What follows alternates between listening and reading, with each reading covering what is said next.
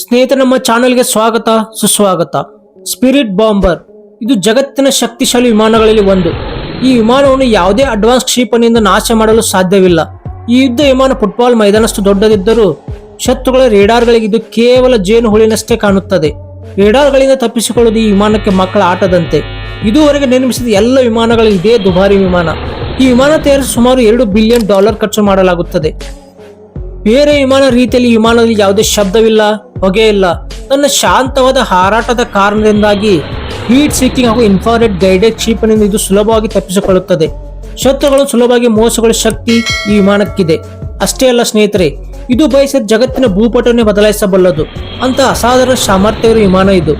ಆದರೆ ಮುಖ್ಯವಾಗಿ ಕಾಣುವ ಪ್ರಶ್ನೆ ಏನೆಂದರೆ, ಸುಮಾರು 52 ಮೀಟರ್ ಅಗಲದಷ್ಟಿರುವ ದೊಡ್ಡದಾಗಿರುವ ವಿಮಾನವು ಶತ್ರು ರಾಷ್ಟ್ರಗಳಿಗೆ ರೇಡಾರ್ ಏಕೆ ಕಾಣಿಸುವುದಿಲ್ಲ ಅಂತ ಯಾವ ವಿಶೇಷವಾದ ತಂತ್ರಜ್ಞಾನ ಇದರಲ್ಲಿದೆ? ಈ ವಿಮಾನದ ಸೃಷ್ಟಿಕರ್ತ ಅಮೆರಿಕ ಕಳೆದ 37 ವರ್ಷ ಜಗತ್ತಿನಿಂದ ಯಾಕೆ ತನ್ನಲ್ಲಿ ರಹಸ್ಯವಾಗಿಟ್ಟುಕೊಂಡಿದೆ? ಬನ್ನಿ ಸ್ನೇಹಿತರೆ, ಈ ಎಲ್ಲಾ ಪ್ರಶ್ನೆಗಳಿಗೆ ಈ ವಿಡಿಯೋದಲ್ಲಿ ನಾವು ಉತ್ತರ ಕೊಡ್ತೀವಿ.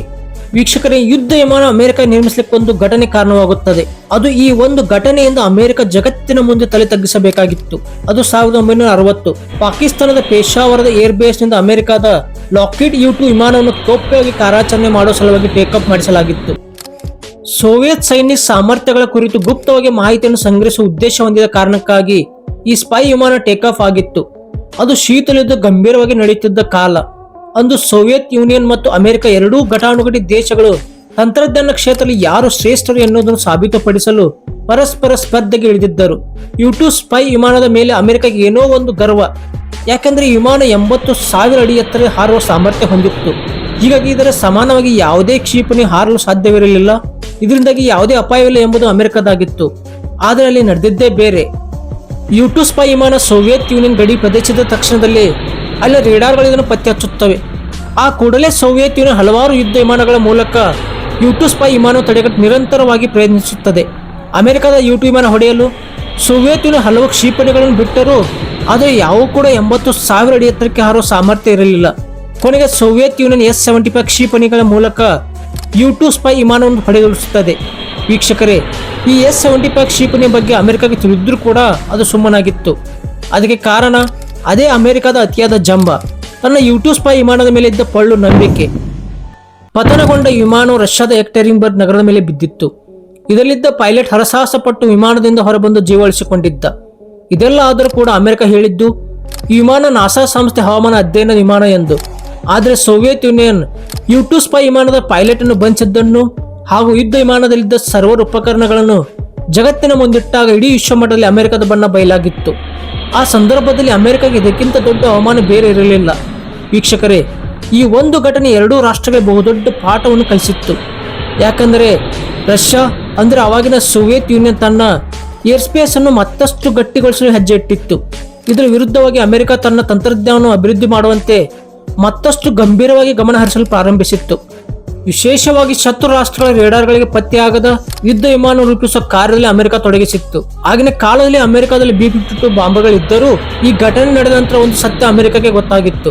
ರಷ್ಯಾದ ಗಡಿ ಒಳಗೆ ಯುದ್ಧ ವಿಮಾನ ಪ್ರವೇಶಿಸುವ ಮೊದಲೇ ಅದನ್ನು ಶತ್ರು ಕ್ಷಿಪಣಿಯಿಂದ ಸುಲಭವಾಗಿ ಪತನಗೊಳಿಸಲಾಗುತ್ತಿತ್ತು. ಅಮೆರಿಕ ತನ್ನ ನ್ಯೂಕ್ಲಿಯರ್ ವಾರ್ ಹೆಡ್ಸ್ ಗಳನ್ನು ರಷ್ಯಾದ ವಿರುದ್ಧ ಬಳಸಲು ನಿರ್ಧರಿಸಿದ್ದರೂ ಅವುಗಳು ನಿಖರವಾದ ಗುರಿಗೆ ತಲುಪಿಸಲು ಸಾಧ್ಯವಾಗ್ತಿರಲಿಲ್ಲ. ಬಳಿಕ 1976 ವೇಳೆಗೆ ರಷ್ಯಾ ಭೂಮಿಯಿಂದ ಆಕಾಶಕ್ಕೆ ಹಾರುವ ಕ್ಷಿಪಣಿಗಳನ್ನು ಅಭಿವೃದ್ಧಿಪಡಿಸಿತ್ತು. ಅವು 100 ಕಿಲೋಮೀಟರ್ ದೂರದಲ್ಲಿರುವ ವಿಮಾನವನ್ನು ಸುಲಭವಾಗಿ ನಾಶಪಡಿಸುವ ಸಾಮರ್ಥ್ಯವನ್ನು ಹೊಂದಿದ್ದವು. ಈ ತಂತ್ರಜ್ಞಾನದಲ್ಲಿ S-300 ವ್ಯವಸ್ಥೆ ಪ್ರಮುಖವಾಗಿತ್ತು.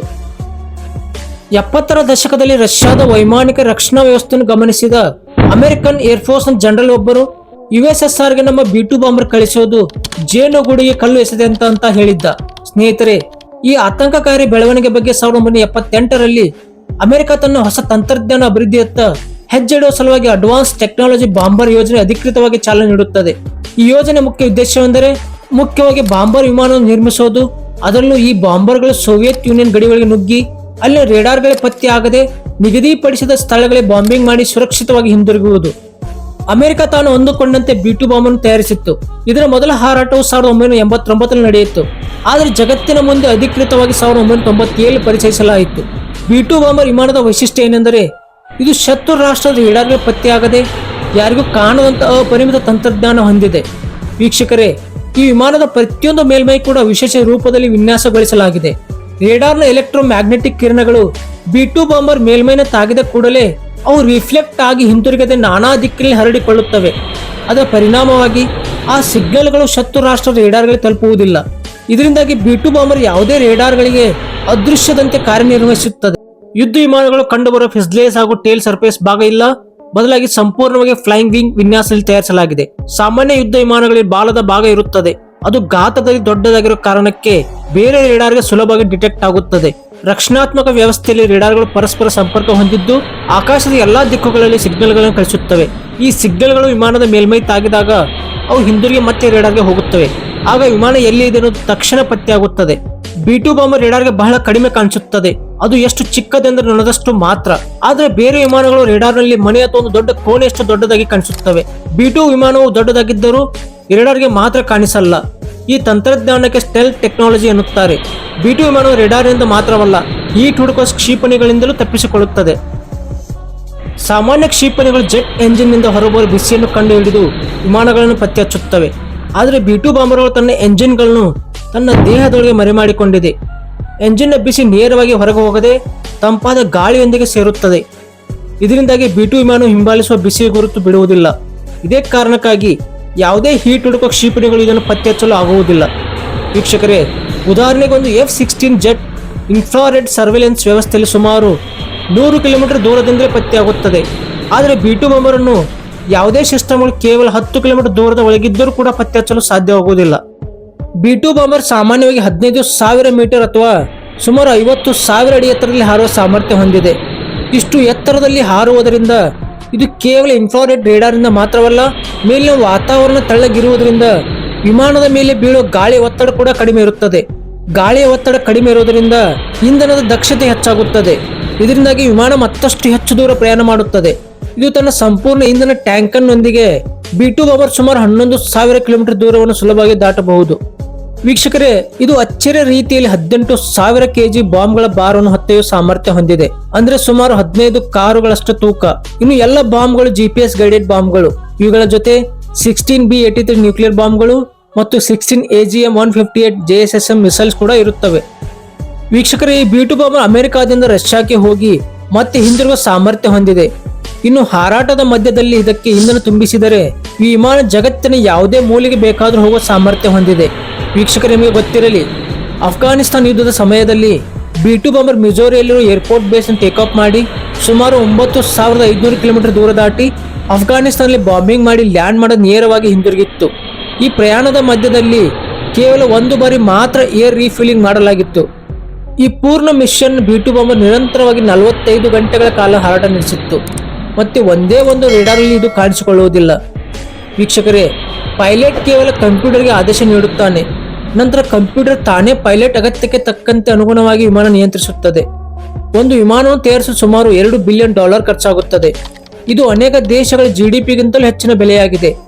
ಕೇವಲ ಒಂದು ಗಂಟೆಗೆ ಸುಮಾರು $5 ಲಕ್ಷ ಮೌಲ್ಯದ ಇಂಧನ ಇದಕ್ಕೆ ಬೇಕಾಗುತ್ತದೆ.